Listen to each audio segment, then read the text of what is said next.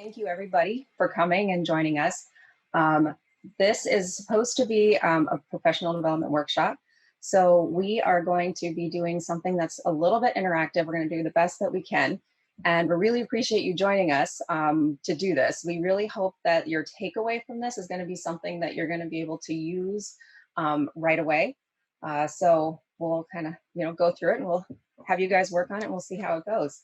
I'm going to start. My name's Morgan. And I'm going to start this, and then as we go on, Mina and Michael and Matthew are going to be taking over for me. Let me share my screen real quick. There we go. All right. So we are going to start by just talking really quick about what we're going to cover. We're going to spend the first half of this, we're just going to talk a little bit about a framework. And the idea is to provide something that can help us in instances where we have to take strategies that work really well in in-person learning environments, and we have to move them to the online space for whatever that reason may be, such as the pandemic, and sort of how to go about doing that in a way that's effective. And then once we show the framework and do a little activity with that, Mina's going to take over and talk about anxiety and how using blended and virtual spaces can be really helpful for students in statistics and data science to go through that. So that's what we're going to cover. Really quick, some logistics. So we're going to go ahead and do some we have question and answers we're going to do, but you can go ahead and type your questions into the chat at any time. We're going to do our best to monitor those. We are going to be using Mentimeter to do a little bit of interaction that way, and we'll start that actually really soon here. I do want to point out in the lower right-hand corner, we have a resource page where we're going to be putting a lot of the information we're going to be talking about today, as well as references. We'll put there so that you can easily access them after the presentations are over. And also, please follow us. We hope that this will generate discussion, something that you want to keep talking about. So feel free to use the hashtags to keep doing that, even during the presentation and after. So let's start with Mentimeter. We want to give you guys a chance to practice. So there's two ways you can do this. You can either use your camera from your phone. Most cell phones will do this. If you just go to your camera, hold it up to the QR code, it should automatically go to the quiz poll. Or you can go to menti.com and type in that number there. What I'm going to do, give you a minute to use the QR code, and then I'm going to go to the presentation and we'll start seeing what information is coming in. All right, you guys are great, you're fast. All right, so here's what we have so far. So I am in Cedar Rapids, Iowa, in the United States. I guess I'm not typing that in. You see Gary, Indiana, USA. That's where Matt's from. I don't see Michael's. I don't think Michael put his in there. I'm there. I wrote Stuart on Norway, but I didn't write Norway. I just wrote. Oh, there's Stuart. Yes, yeah, I see it. Exactly. We have a lot of people from Edinburgh. That's great. But yeah, so this is good practice. Later on when we're doing, because there's quite a few people, our goal is to have everyone join, what's the word? Our goal is to have everybody report using this, and we can put that on the resource page later so you can take a look at everything that we're doing after. So we have 26 people, that's great. This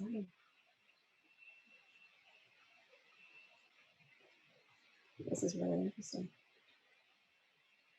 All right. So 27 people have responded. That's good. I need to move this over. I need to move my controls out of the way. All right. So next.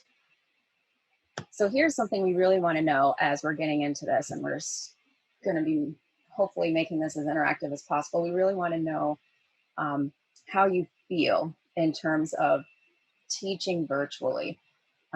Because we know really what happened with the pandemic really is sort of an issue of everybody had to move statistics, mathematics, data science courses online, and that had to happen really quick, right? And so that was, I I think really a lot. It was very stressful. And it occurred to us as we were faced with this as well, that there really needs to be some way to make this easier on us, on all of us. And so then what came out of it is us talking about a framework to sort of make this a little bit, I don't know, to generalize it a little bit. All right, well, so this is good. So the questions that we're asking here, I feel very comfortable about the idea of teaching virtually. That's higher than I expected, which is awesome. I'm glad that, that you're all thinking about how to do that. I've had many opportunities to teach virtually. So I think that, I don't think that we've been very good about moving into the virtual space, even though there's been a lot of great tools available. I do think that that's been a little bit slower to come.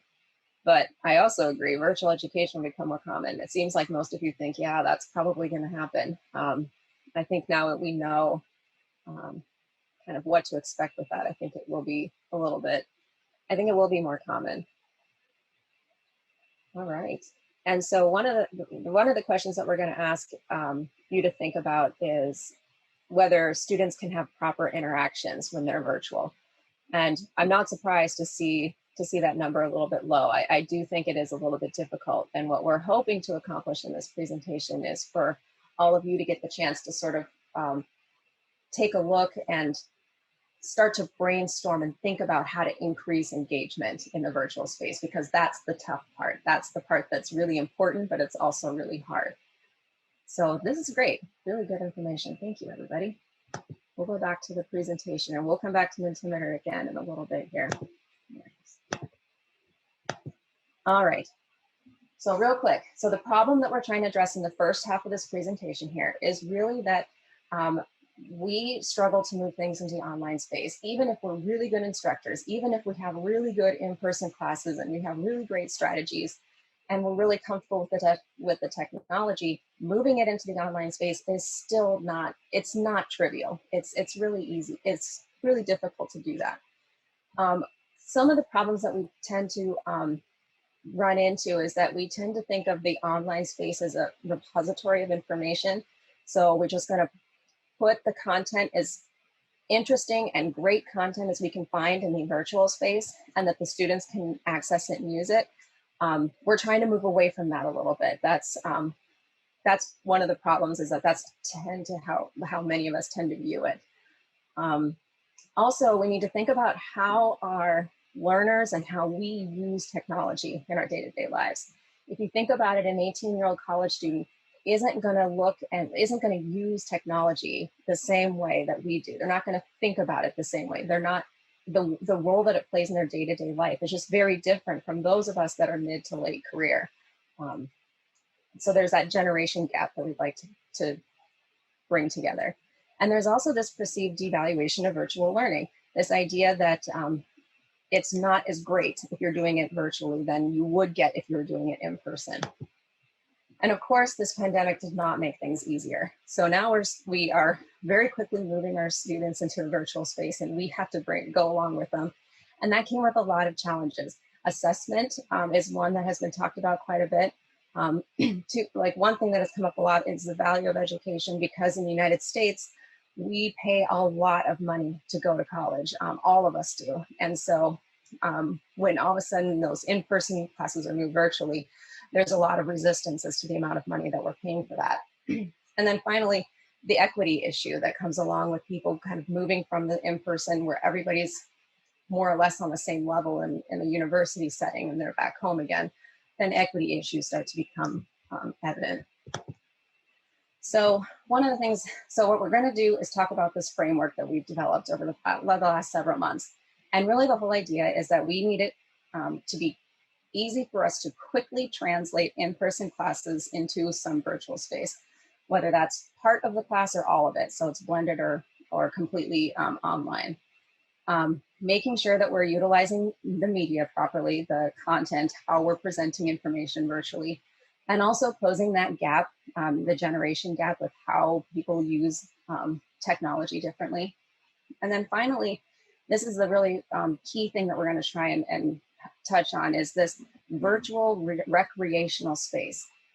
Think about this as when you're in person and the student is sitting in the classroom right before a lecture starts and they're having conversations with their friends or their colleagues or their neighbors, if they're wandering around the hallways, if they're sitting in the library, if they're sitting in the cafeteria, those are the things that we're not getting when we move classes into the virtual space. And those we don't have to facilitate as instructors because they kind of happen naturally. But in the virtual space, we have to be more aware that they're not getting that and they're missing that interaction. And we have to be more purposeful as to how we're going to go about providing that. And so then the other thing we just want you to sort of be aware of as we're going through this presentation is that we're coming from this perspective that as faculty, we really don't control what our students are thinking or learning. They have entire control over that. They have control over their brain. All we can do is provide them with the information and provide them with an environment where they can grow and develop as statisticians and mathematicians. That's all that we can do is provide that opportunity for them. From there, it's up to them what they do with it. And so we need to think about us as instructors as providing an environment for learning, not necessarily just the information. All right, so really quick, I just want to touch on online learning research and what we know so far. There's the math education, science education, online education has really been, there's been a lot of research on that over the years. And really the key takeaway that we found in a lot of these learning theories is that communication and discourse is essential. For good learning to happen, students have to interact with each other. That's just sort of what it comes down to. So here is the framework I've been talking about. This is what it is. And I'm going to hand this over to Matt, and he's going to explain it a little bit more. Thanks, Morgan. Well, this is the framework that we developed of the dynamics and interactions of classroom environments. And the three dynamics are in learning, engaging, and instructing. And the four interactions are developing, supporting, applying, and stressors. And what I want to do is I want to break these down and talk a little bit further about them.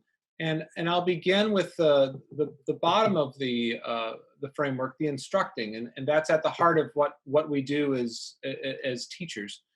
And as we think about and conceptualize instruction, as we develop our instruction, we have to think about the relevant instructional content for whatever setting that we're actually instructing in, whether that be face-to-face or virtual or hybrid or something else.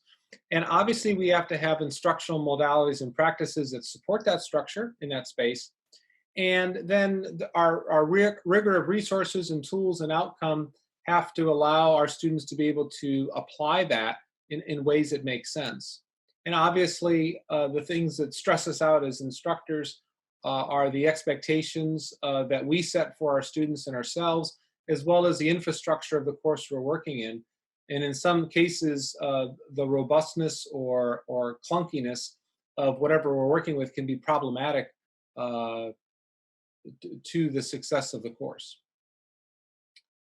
The learner, however, is also engaged in many episodes of interactions. And as a learner develops, they engage in many moments of macro and micro learning. And these macro learning moments are these small little moments of assimilation that happens of new ideas, and the macro learning, those ideas of accommodation where there's significant change, are something that happen in learning spaces as well. And the learner is also supported by participant motivation. How motivated are they to participate? How likely are they to retain? Keeping learners in particular retained in virtual spaces can be a challenge. Obviously, real world applications help the learner to apply ideas as well. And certainly with learning, there are stressors of growth and development. In some cases, the difference between face-to-face and online and virtual is less types of opportunities for growth and development with others that no doubt cause stress. It's worth noting that one of the things we're experiencing, I think, really throughout the globe, is that in some types of learning environments, the learners for the first time are really steering their own sort of ship as a learner with less support than they might be used to in the past in learning spaces. And so this shift is no doubt causing stress on their growth and development. But at the heart of these two, and in this framework between instructing and engaging, between instructing and learning, is engaging. And this is really an important space in which there has to be the development of collaborative discourse with the instructor and the learners, and between the learners themselves. There also has to be engaging interactions. And in the survey we took a few moments ago, for example, I think 27 of us weighed in on that. It was the item we scored the lowest. We gave that an average ranking of 2 out of 5 for virtually nurturing interactions and the concern for that. And so we recognize that nurturing interactions are different and challenging in virtual environments. And that has to be something that has to be worked through. Obviously, we have to have fulfilling experiences that leave the instructor and the learner and learners between themselves fulfilled. And finally, the stressors for engaging are simply responsiveness to and from participants. When the instructor interacts, are the students responsive? When the learners are interacting with the instructor or their colleagues in small groups or for feedback, is there responsiveness and active participation? Those are things that stress out. So this is a framework which can guide all sorts of classroom interactions, not the least of which is for virtual and face-to-face. Morgan, back to you. All right, that was great. So now that we've introduced this framework, and we will make this available later, so you can keep looking at it. But we do want to focus in this professional development workshop. What we want to help you focus on is this engagement dynamic, the one where we think about, so we can think about how to do these in an in-person classroom and usually come up with some pretty great ideas. Moving it into the virtual space is a little bit harder, as Matt was saying. So we want to help you sort of work through that. And so we have some strategies that we hope will help.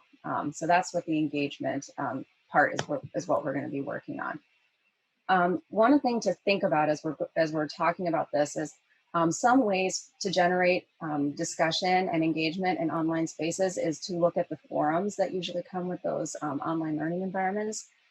And we've, in our experience, we found that the forums really just don't work very well. The students just don't utilize them the best way that they could. So we started moving things into different environments and we tried social media first of all.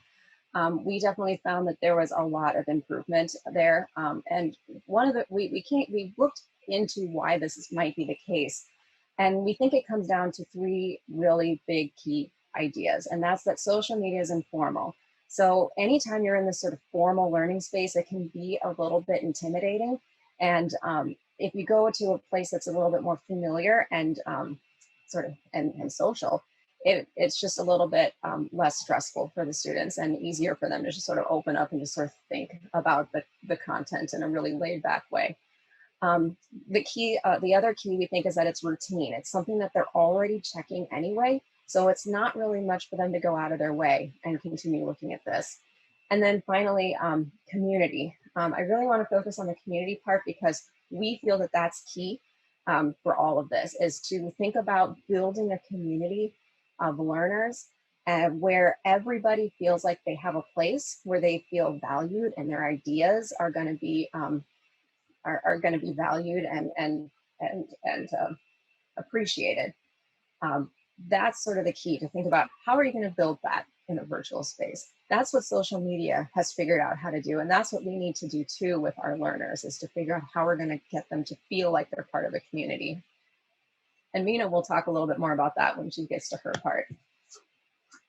So we talked about social media, we talked about forums, and we have another, we kind of moved this on more recently to another type of approach, and Michael's going to talk about that. Thanks, Morgan. Actually, as Morgan said, we tried before some courses on our website, m2lab.org, and we used forums at first, and they didn't work, unfortunately. Students were not sending many questions, and there wasn't that idea of community going on. So we tried on Facebook, and it worked much more, and Mina is going to talk more about that with her classes as well. And last year, we participated in a research school called Towards Data Science in Climate Research, Perspectives on Climate Extremes. So the idea was to teach students about statistics and also data science related to climate extremes. But before students in New Delhi, before they were going to take the classes, they were supposed to know R beforehand. So we offered R as an online course on m2lab.org. But we tried a different approach. Instead of working with forums and instead of working with Facebook, we tried to work with WhatsApp, because WhatsApp is an app that many people in India are using. And so what we did is that we divided the class into two parts randomly. We assigned them to group A and group B. And one of the groups, which was group B, that was actually, group A was the control group, and group B was the group we wanted to apply some other techniques as well. And some of the things we did is that we created badges. Whenever students were doing something or talking about something interesting, we would provide them with badges, and we would give them extra motivational ideas and conversations also to keep them also engaged in that. So what we observed by using these strategies, and especially the badges, we had more interactions not only on WhatsApp itself, but also we had more interactions on the web, because they were supposed to work through the course on the web using a Moodle platform. And that worked very, very nicely. And also we could see that not if they wanted to get a certificate, they could. They had to submit some assignment, but that was not the focus, just if they wanted for that part of the course. The most important thing is that they should be prepared for the data science research school the week after. What we noticed that when we went to India, those students from Group B, they were also engaging with us much more there in India, in New Delhi. They were talking a lot and asking more questions. And even when we had coffee breaks, they would come. And so you would notice this interaction there. So there was some sort of an after effect that we were very happy with. So back to you, Morgan, now. Yeah. So that's great. So we've done some work in this, and we want to help you sort of start to think about this as well. So I'm going to give you a quick introduction to the practical session and what you're going to do. And I'm going to introduce our view of engagement and what engagement looks like in different types of learning environments. So first, we have 4 players in our engagement sort of scenarios. There's the learner, there's the media, which is basically how you're presenting the content, websites, books, videos, whatever. There's the instructor, and then there's the peers, the other people involved in the learning experience. In the in-person learning environment, this is what ideally it would look like. This is what the engagements would look like. So you're going to have the learner and the instructor engaging with each other back and forth quite a lot. And everybody is going to be engaging with the media. The instructor is going to be engaging with other students in the course.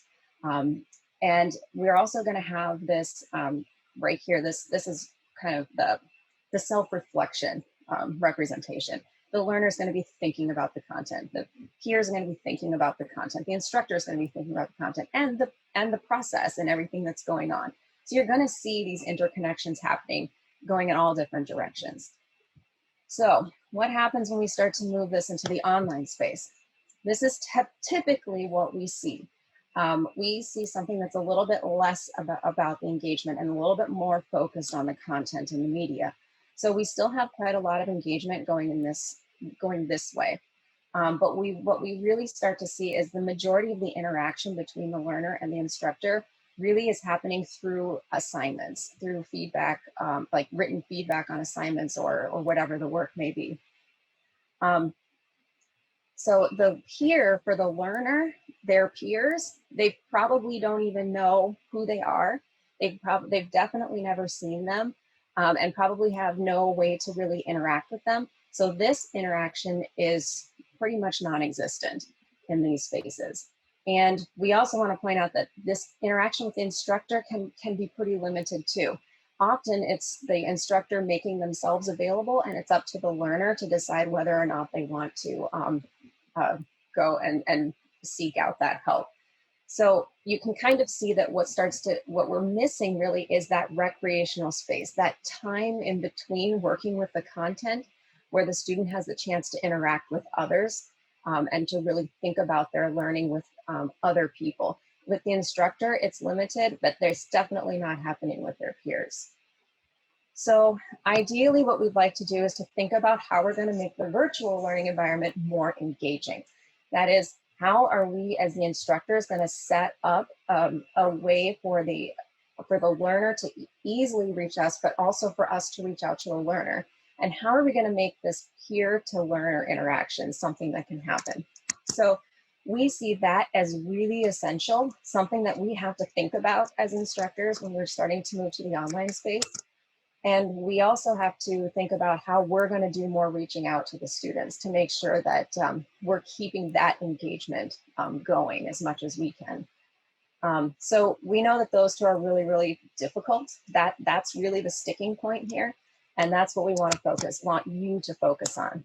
And before I go into any further, Matt wants to say a few things about the peer. Thanks, Morgan.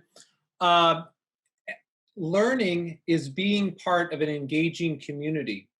And the peers are the lifeline of a learner's existence. Learners talking with other peers is an act of learning. And the instructor talking with other instructional peers is an act of learning. And what's also very important as we conceptualize our frameworks and our models is that the instructors are at times very much learners, and learners at times are very much instructors. Those opportunities for a learner to interact with their peers and to do some type of mentoring, even coaching potentially happens a lot in spaces, but also sometimes the instructor actually learning things from their students, either sometimes about pedagogical approaches to content that worked better, or even nuanced ideas that happen. But it's all part of engaging with ideas and interacting that creates moments of learning. Back to you, Morgan. All right.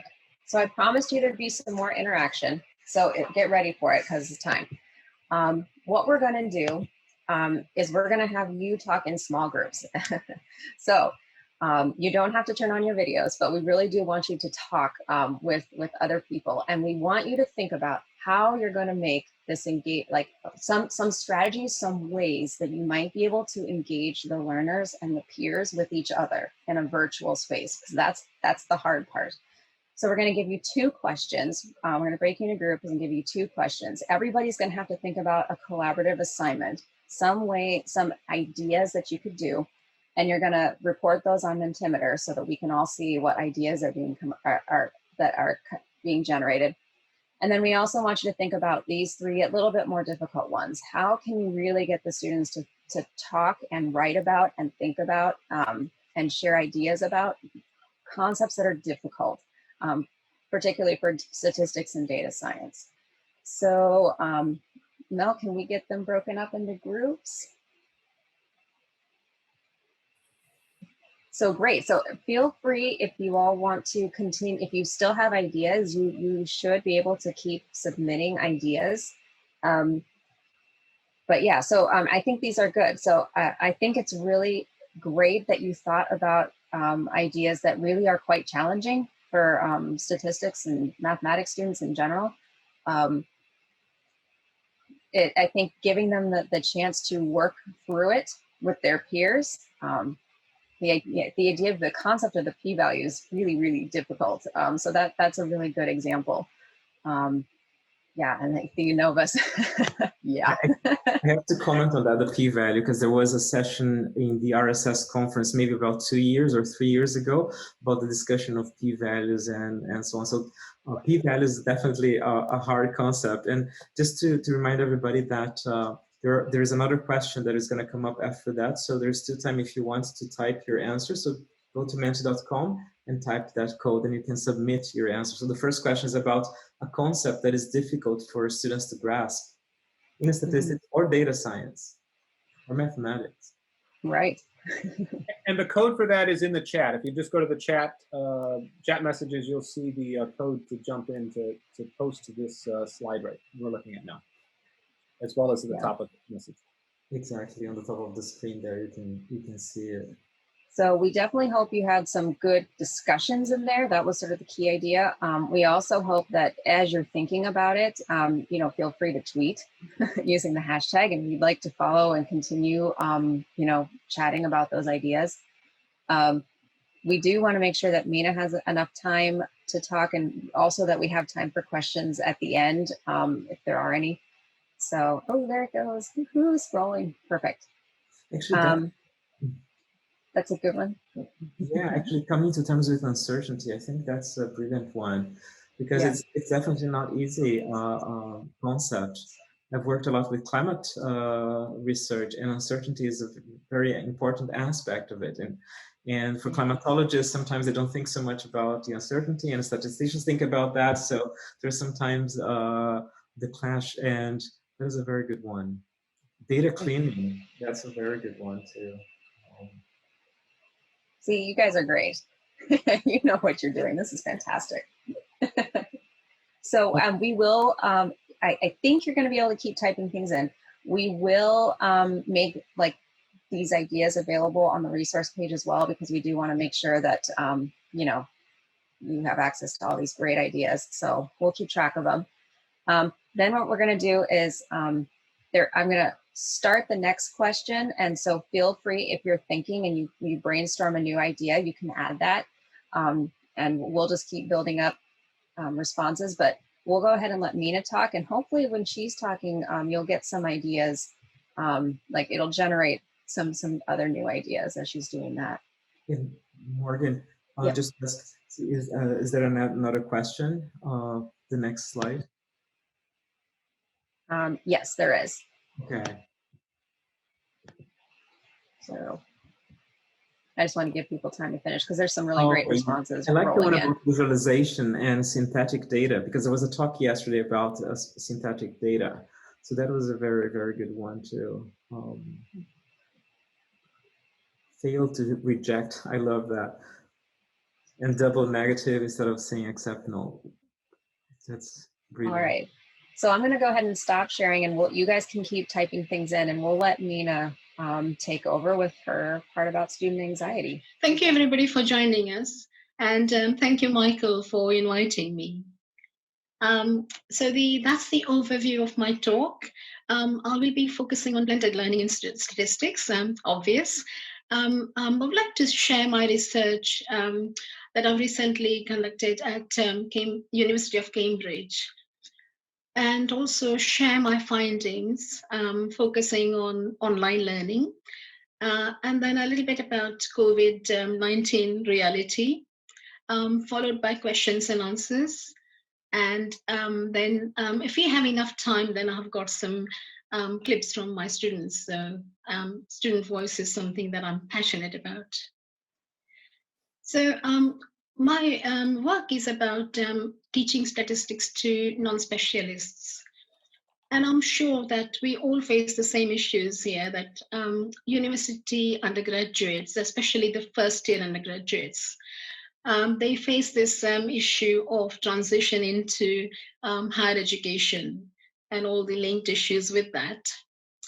And they all have done some pre-university courses, such as A-level mathematics or IB programs or equivalent.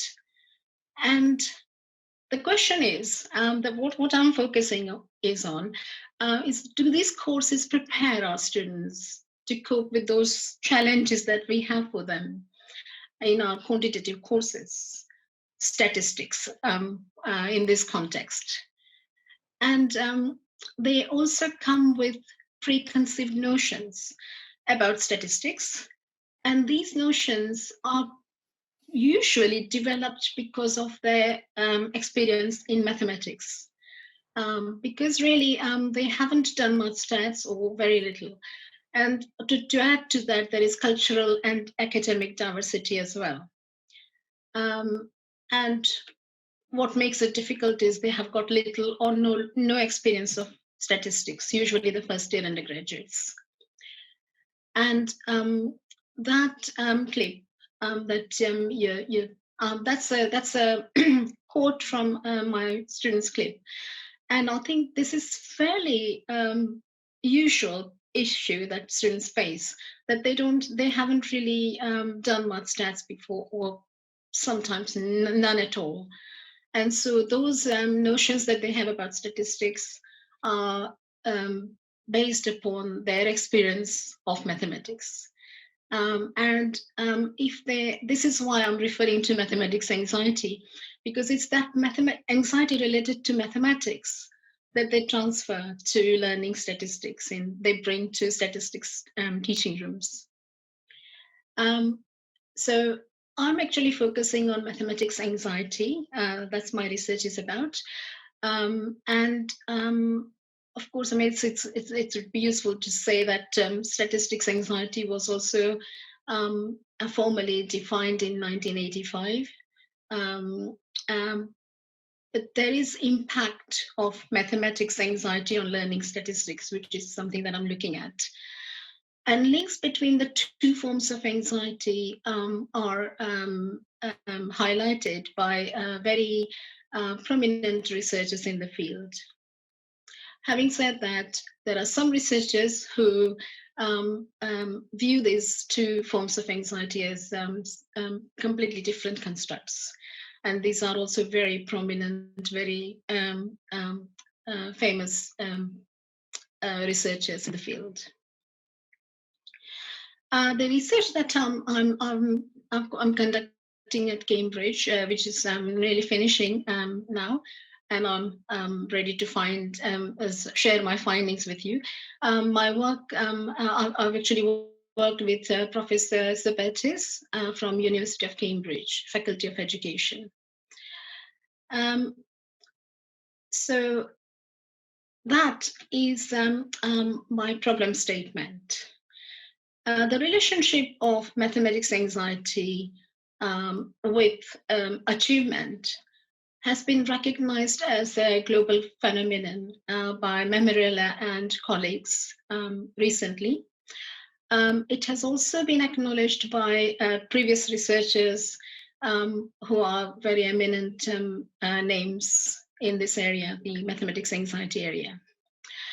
And the problem is that we all know that mathematics anxiety leads to underperformance or failure in those courses that entail mathematical applications. But I am actually arguing that there is something that happens between these two stages. When mathematics anxiety is triggered and it leads to underperformance or failure, there are some intermediary consequences or channels. And these are what I argue is that if we are able to intercept these intermediary consequences of mathematics anxiety, then we may be able to reduce the adverse impact on students' performance. And this is what my work is about. So I have developed an intervention grounded in this overarching theoretical framework that's constructed by combining theories from sociology and psychology, drawing from Bandura's social cognitive theory, and also symbolic interactionism, which emerged from seminal work of Cooley, Bloomer, Thomas Mead, Goffman, Merton, and Simmel. It's actually continued to evolve since that time. And for those who don't know much about symbolic interactionism, I think it's important to actually point out that that's very central to my research. And what it says is that when we are in a situation our behavior, the way in which we act towards that, we react, that depends upon the meanings that we ascribe to these situations. And these meanings depend upon our experience, our interpretation of the experience. And these are constantly constructed and reconstructed. So that is the basic idea. And that was coined, the symbolic interactionism was coined by Bloomberg. So concept of meaning that we ascribe to situations is very central to this. And Thomas' theorem highlights the importance of meanings. It shows that if people recognize situations as real, then it will have real consequences. And I think we all know this, that when we have perceptions or apprehensions about situations, sometimes or quite often they have no basis in reality, and yet it has very real consequences. And this is something that's called a self-fulfilling prophecy in sociology, which was defined by R.K. Merton. And he argues that this is a problem, but then Thomas' theorem also has solutions to it. And the good news is that it is possible to abandon old beliefs and rethink. And this is something that can be done, and it is possible to reverse the vicious circle of self-fulfilling prophecy. So that's what my work is about, and I'm actually applying these ideas to addressing mathematics anxiety.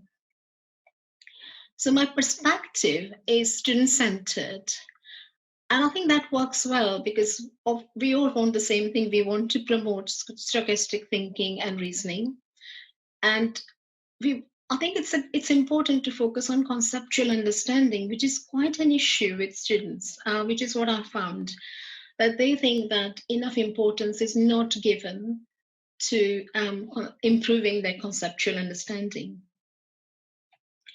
So I argue that thinking like social scientists would make us empathetic towards our students.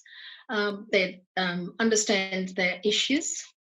And I think making course delivery student-led encourages students to share responsibility for their education.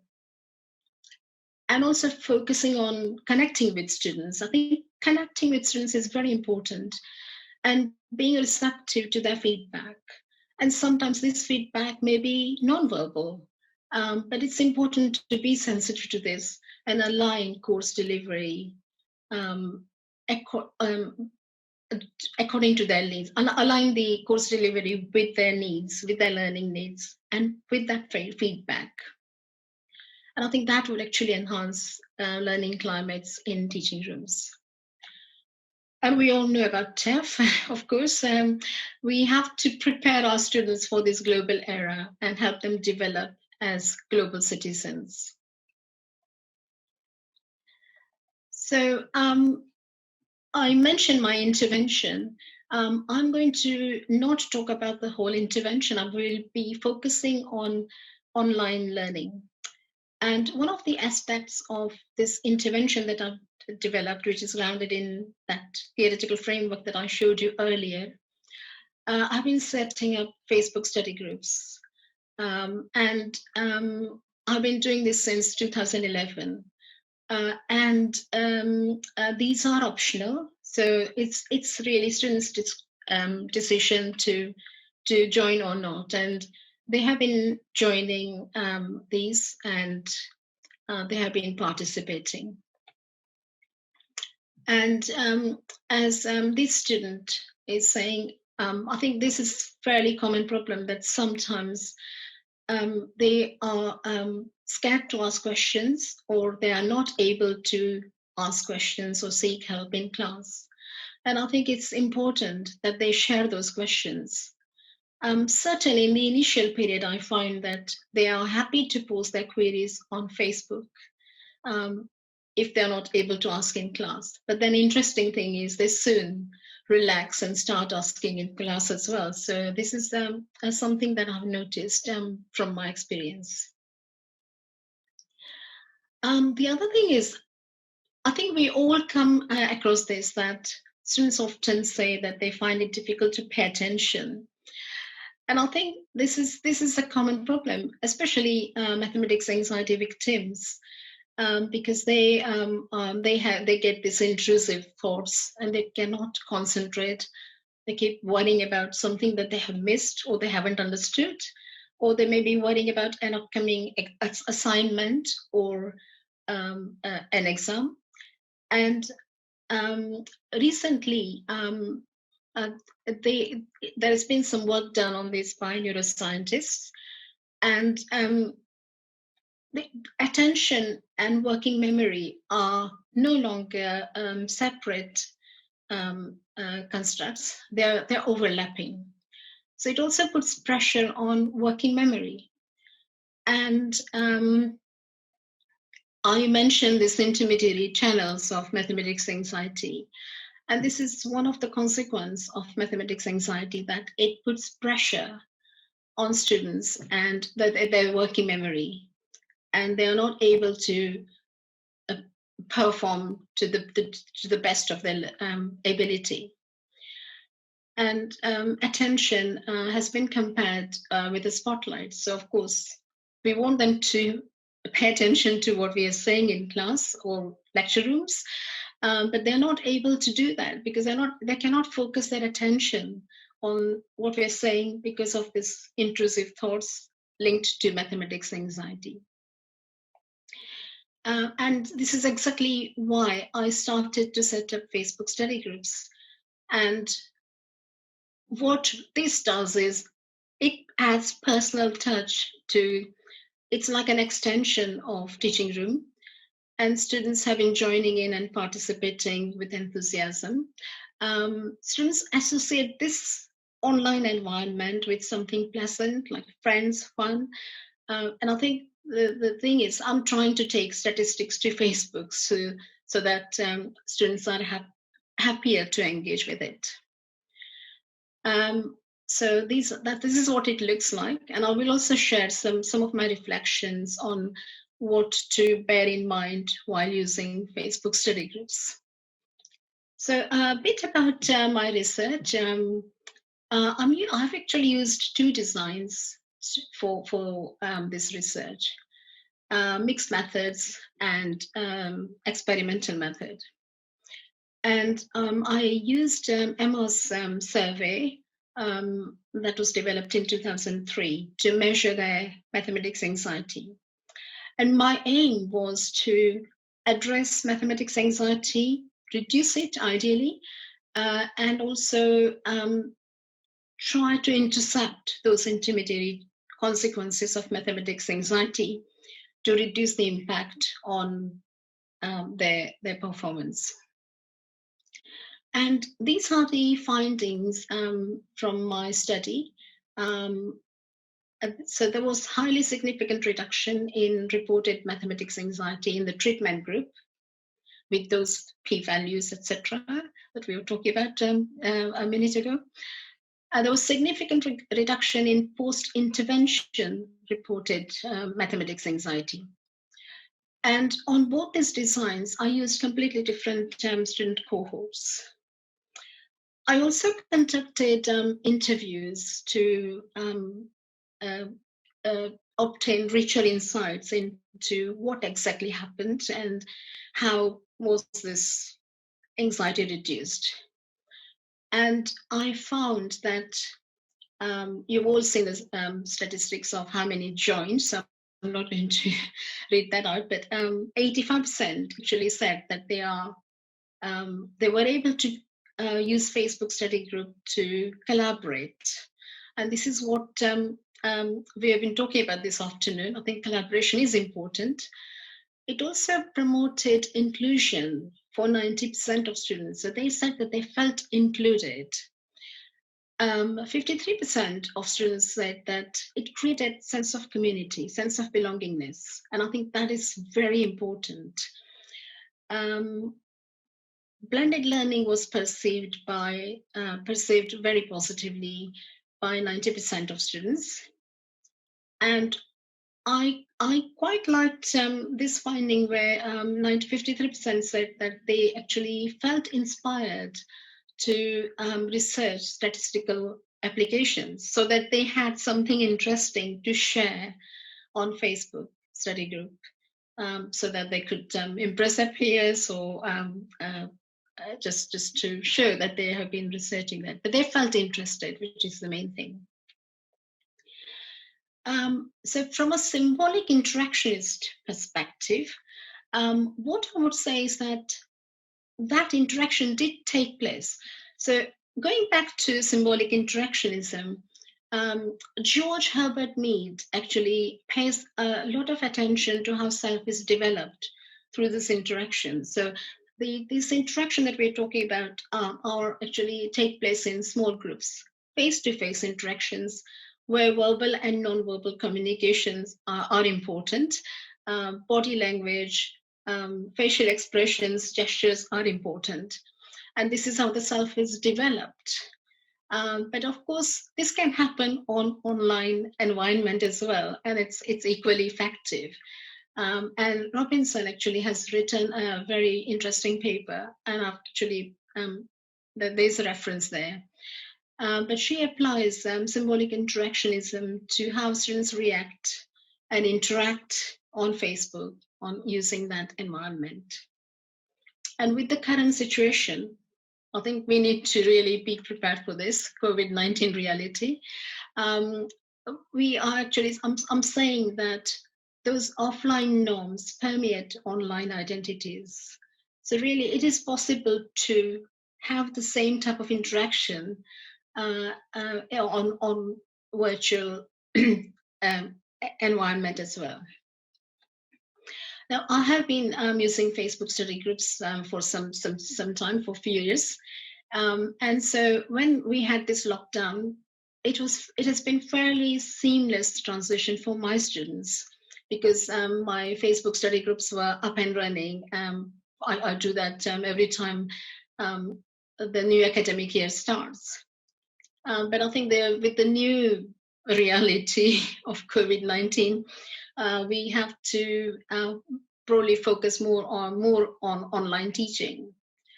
And it may be just prudent to design delivery that's flexible and permits more online learning, I think. We certainly will have to be prepared to use face-to-face teaching as a supplementary instructional method because of this uncertainty. I mean, I'm using Facebook study group to supplement face-to-face teaching, whereas I think it could happen that we may have limited face-to-face interaction. But it certainly may be worthwhile to have flexible models for future, I think. But I would like to thank LSE, University of Cambridge, and my students to actually make this research possible. Couldn't have done it without them. And my final reflections I would like to share with you are that I found that when I was initially, students thought that they have to be my friends to actually join this.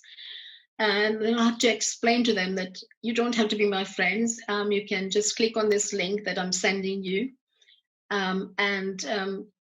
that I don't have to access your private area or whatever it is that you're posting on Facebook. So I think that's important to actually explain to them. Also, it's better to have just one administrator, especially if you're setting this up for your course cohort. If there is a specific course that you want, that particular course cohort that you want this Facebook study group to have access to, then I think that's important. And set it up as a closed group, as a private group, so that students can be reassured that it's just like an extension of the classroom or the lecture room. And have a code or identifier so that it's just the people that you want to join are joining. There was a good question in the chat about what is more common now for students to be using in terms of social media. And Michael brought up a really good point that it is pretty regional. It depends on where you are, but to really think about, you want to think about it, but I ask my class, what is it that you really use to communicate with your friends on right now? And is it something we can create a private group on so that, they already use it? So yeah, in the US, it's still Facebook or Facebook chat, but a lot of Europe is using WhatsApp, and a lot of other parts of the world, most of the other parts of the world are using WhatsApp, and it's a good option as well. There's a good question here, Morgan, as well, about organizing groups. Yeah, I think I think Mina. Well, I think it depends on what your purpose of it is.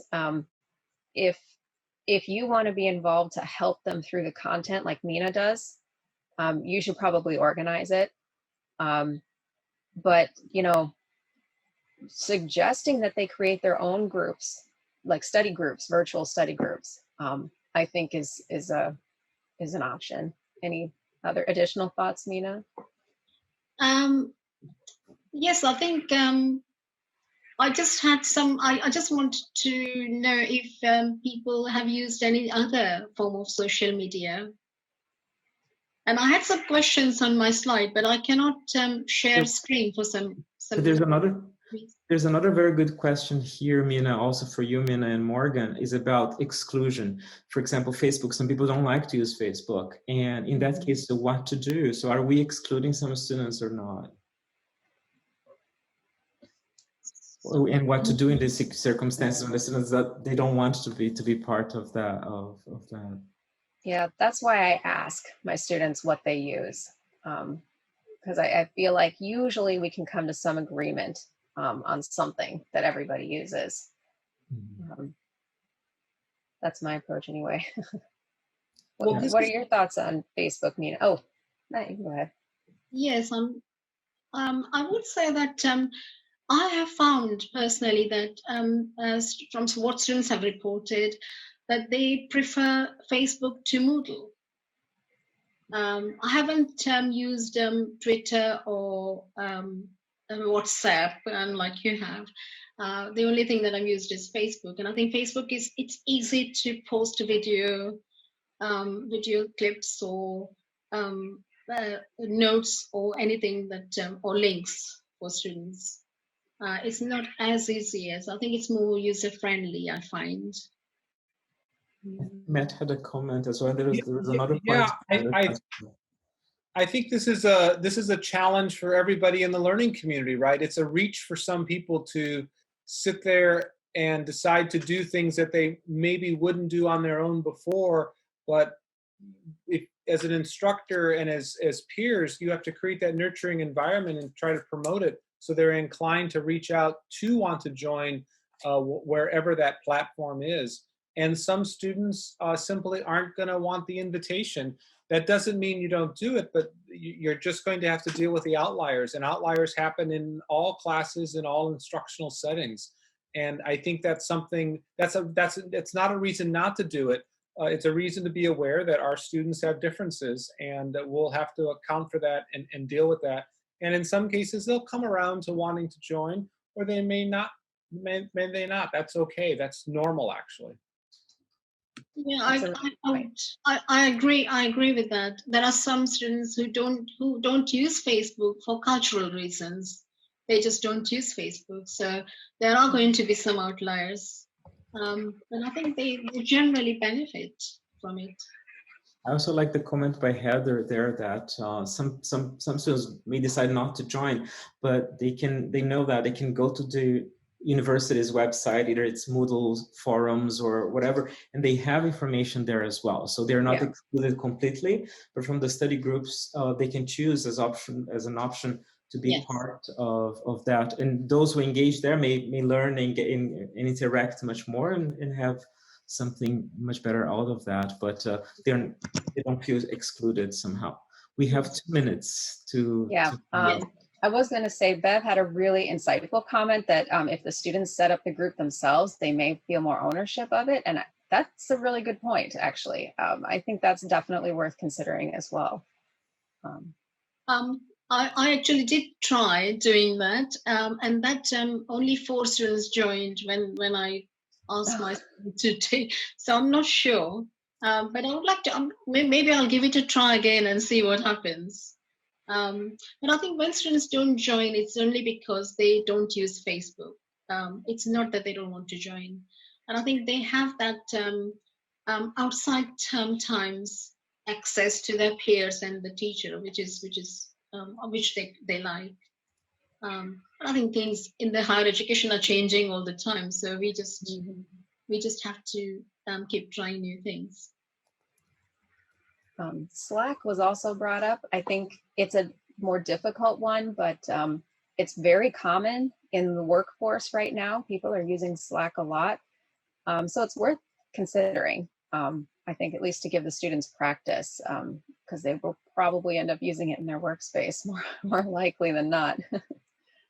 But we have 1 more minute. Any final comments? In 1 minute, I also wanted to say thank you, everybody, also for coming and attending our session, the wonderful discussions and comments. Yes. And please check our resource page. We will have more information there as well. Thank you, everybody, for coming.